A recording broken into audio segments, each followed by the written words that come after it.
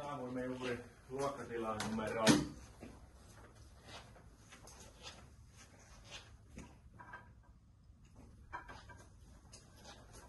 C329. Laitetaan näyttö päälle. Mennään tonne. Mulla on läppäri liitettynä Jan Edu-verkkoon. Otetaan V-Cast-sovellus täältä auki. Tuolta. Ja etsitään täältä Cast-valikosta niin C329 ja sehän toimii. Voin ottaa täältä, että Cast Screen. Ja stopata ja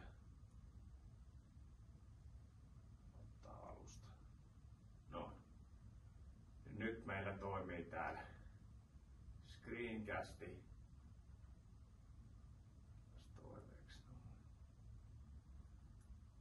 Ja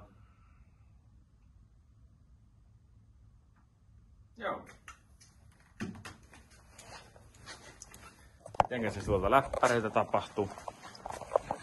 Täältä löytyy tosiaan tää Cast-valikko ja mä valkkasin tuolta vaan kästäyslaitteen C329.